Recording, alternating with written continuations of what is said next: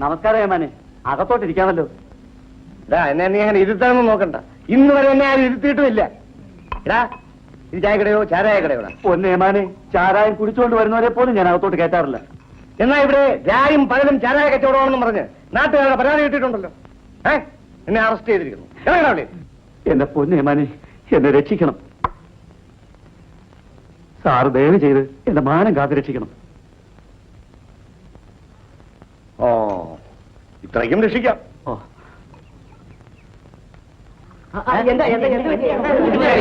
Police inspector വന്ന് എന്റെ കയ്യിൽ കൈക്കൂലി വാങ്ങിച്ചോണ്ട് പോയി.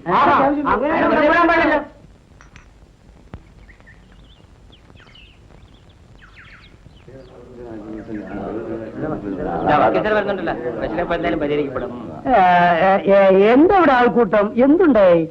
ഇവിടെ ചാരായ കച്ചവടമാണെന്ന് പറഞ്ഞ് ഒരു SI വന്ന് കൈക്കൂലി വാങ്ങിച്ചോണ്ട് പോയി. പോലീസിന് സംശയത്തിന്റെ പേരിൽ ആരെയും എവിടെ വെച്ചും എപ്പോഴും അറസ്റ്റ് ചെയ്യാനുള്ള അധികാരമുണ്ട്. പക്ഷെ മറിച്ചൊരു കാര്യം, അവരെ കോടതി കയറ്റി വെള്ളം കുടിപ്പിക്കാൻ അതും ഞങ്ങളെ കൊണ്ട് കഴിയും.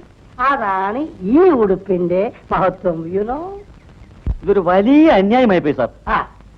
അത് ഞാൻ മനസ്സിലാക്കുന്നു. നമുക്കൊരു കാര്യം ചെയ്യാം. നമുക്ക് അയാളുടെ പേര്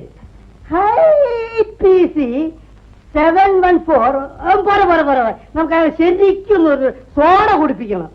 417 ഒരു കേസ് ചാർജ് ചെയ്തവൻ. ഞാൻ എന്ത് വേണമെങ്കിലും ചെയ്യാം. അയാൾ അങ്ങനെ വെറുതെ വിടരുത്. ഞാനിവിടെ മാനവും മര്യാദയായിട്ട് കഴിഞ്ഞുകൂടുന്നവനാ. സത്യം. അത് ഞാൻ എന്തൊരു ദ്രോഹമാണത്. അതെ, അവന്റെ തൊപ്പിയൂരി ഞാൻ നിങ്ങളുടെ കയ്യിൽ തരാം. പോരാത്തത് 1 വർഷം ഞാൻ അവനെ അകത്താക്കും. മനസ്സിലായില്ലേ? തുക മതി മതി. ഇത് വെറും കോടതി ചെലവിന്. ഓക്കെ, നമുക്ക് ബാക്കി കോടതിയിൽ വെച്ചില്ല. Okay okay, right. ഓക്കെ. എന്തോ ഒരു നല്ല മനുഷ്യൻ. തക്ക സമയത്തിന് തന്നെ വന്നു ചേർന്നു. ദൈവമായിട്ട് ഇവിടെ കൊണ്ടുവന്ന് വിട്ടതാ. ഈശ്വര.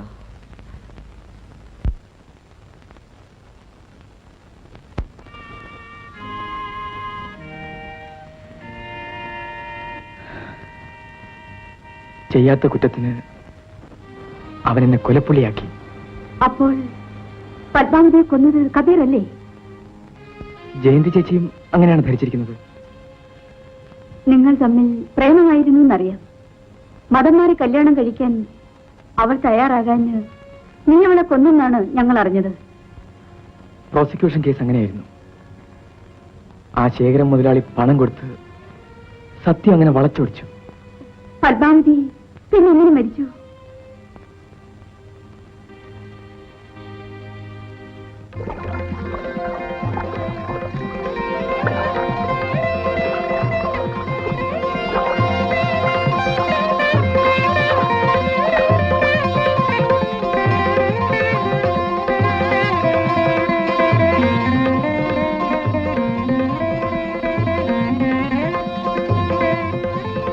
ഒന്ന് നിൽക്കണേ. എന്താ? സാമൂഹ്യക്ഷേമ കേന്ദ്രം എവിടെയാ? ഇവിടെ അടുത്താ. വരും.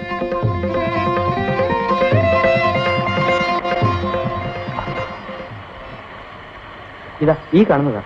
വരട്ടെ.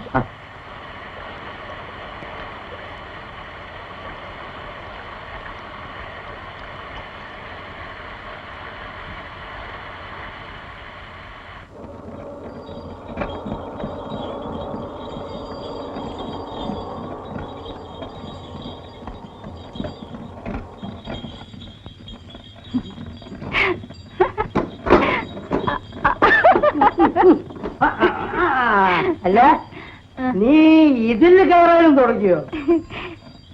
എനിക്ക് ഈ സാരി ചേരുന്നുണ്ടോ പപ്പേട്ട?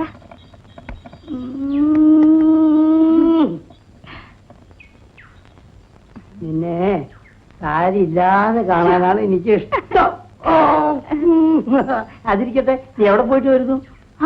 എനിക്കൊരു ജോലി കിട്ടി പപ്പേട്ട. അപ്പോ പഴയ ജോലി? കൊച്ചുങ്ങൾക്ക് പാല് കൊടുപ്പ്. കല്യാണം കഴിയാത്ത നീ എങ്ങനെ കൊച്ചുങ്ങൾക്ക് പാല് കൊടുക്കുന്നു? അത് ആ പാലല്ല. ഏത് പാല്? പോഷാഹാരം. പാവപ്പെട്ട കുട്ടികൾക്ക് പാല് കൊടുപ്പാണ് എന്റെ ജോലി. ഈ പിള്ളേർക്ക് പാലും റൊട്ടിയും കൊടുക്കുമെന്ന് സൂക്ഷിച്ചു വേണോ. നാട്ടുപുറത്തെ പിള്ളേരാണ്, ദഹിക്കില്ല. പപ്പേട്ട അങ്ങോട്ട് വാ. ഞാൻ കൊറേ പാൽ പൗഡറും റൊട്ടിയും എടുത്തു വെച്ചിട്ടുണ്ട്. ഒന്ന് വിട്ടു തരുമോ? എപ്പ വരണം? എവിടെ വരണം? നാളെ രാവിലെ അങ്ങ് സെൻട്രലില്. അങ്ങ് സെന്ററില്. Okay okay okay. അല്ല ഇത് നിന്റെ അല്ലേ? വെച്ചോളൂ വെച്ചോളൂ. Okay okay okay okay okay.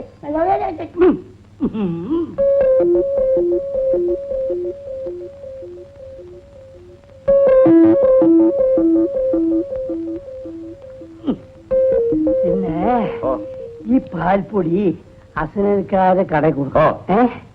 ഈ റൊട്ടി മത്തായുടെ കടയിൽ കൊടുക്കും. പാവം പറ്റ പിള്ളേരുടെ വയറ്റിലടിക്കുന്ന ഇടപാടാ. എടാ നിന്റെ പ്രസംഗം ഒന്ന് നിർത്തടാ. എനിക്കറിയടാ. എടാ ഇത് നമ്മൾ മോഷ്ടിച്ചില്ലെങ്കിലേ വേറെ ആമ്പിള്ളേര് മോഷ്ടിക്കും. അപ്പോഴും പിള്ളേര് പട്ടിണി തന്നെയാ കേട്ടോ. എടാ ഞാൻ പറയും പോലെ കേട്ടാ മതി കേട്ടോ. അണ്ണൻ പറഞ്ഞ അണ്ണന് വേണ്ടി ഞാൻ മരിക്കും. അത് വേണ്ടിയാ നിന്നെ ഞങ്ങളെ കമ്പനി ചേർത്തിയത്. കേട്ടാക്ക, നമ്മൾ മൂന്നുപേരും കൂടെ ഒന്നിച്ച് നിന്നാ ഈ സെന്ററിനെ ഇവിടെ നിന്ന് ഇങ്ങനെ പൊക്കിയെടുത്ത് കുതിരവട്ടത്തോണ്ടൊന്ന് വയ്ക്കാം. പാർക്കുട്ടി, ഇവനെ ഹനുമാന്റെ ഫാമിലിയാ. വാല് കട്ട് ചെയ്ത് പോയതാ ഈ ഡോബർമാൻ പട്ടിയെ പോലെ. വഴിയിൽ ആരും കാണരുത്. ആളുകളൊക്കെ സംശയമാണ്. ഒന്നോട് തരും ഞാൻ. എടാ ഇതിനകത്ത് എന്താണെന്ന് ചോദിച്ചാൽ നീ എന്ത് പറയും? കോഴിയാന്ന് പറയും. കോഴിയോ? ഓ എടാ കോഴി റൊട്ടി രൂപത്തിലോ? അപ്പൊ ചാരായമാന്ന് പറയാം. വേണ്ട കഞ്ചാവെന്ന് പറഞ്ഞു. കഞ്ചാവാന്ന് പറയാം. നിന്റെ തലയിൽ എന്താടാ? പാൽപ്പൊടിയും റൊട്ടിയും. ഓയ്യോ നീ ഒരു ചുക്കും ചെയ്യണല്ലോ. നീ ഒന്നും പറയണ്ട. നീ പോയാ മതി.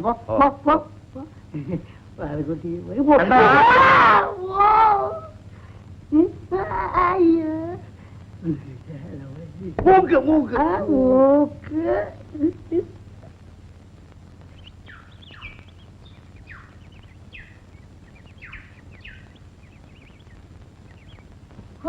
ദാരിദ്ര്യവാസികൾ. പാലി വേണ്ടതോടെ പാത്രം വെക്കടാ. വാ നീ മാറി നിൽക്കടാ. പാറക്കുട്ടിയമ്മേ, കുഞ്ഞുങ്ങളോട് കുറെ കൂടി സൗമ്യമായി സ്നേഹമായും പെരുമാറണമെന്ന് ഞാൻ പലപ്പോഴും പറഞ്ഞിട്ടുള്ളതല്ലേ. എനിക്ക് സ്നേഹം കുറെ കുറവാണെന്ന് വെച്ചോ. പക്ഷേ നിങ്ങളെ സ്നേഹം പാട്ടായിട്ടുണ്ട്. പാറക്കുട്ടിയമ്മേ, അനാവശ്യം പറയരുത്. പരാതി പോയിട്ടുണ്ട്. എന്തിന്? ആ മേത്തച്ചെറുക്കനുമായിട്ട് ഒളിച്ചു കളി ആരും അറിയില്ലെന്നാണ് നിങ്ങളുടെ വിചാരം? കബീറും ഞാനും തമ്മിൽ സ്നേഹമാണ്. അതിൽ ആർക്കാ ഇത്ര നഷ്ടം? മതം മാറി കെട്ടിക്കോ. എന്തിനു നാട് നാറ്റിക്കണത്?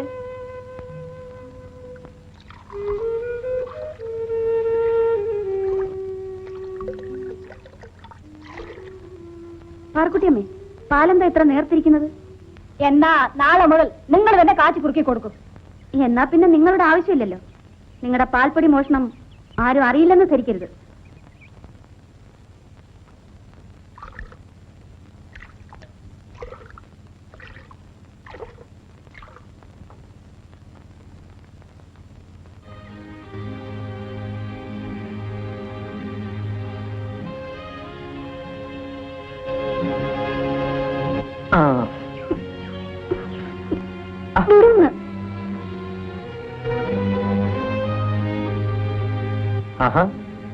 ഇങ്ങനെ അങ്ങ് പരിശോധിച്ചാലോ?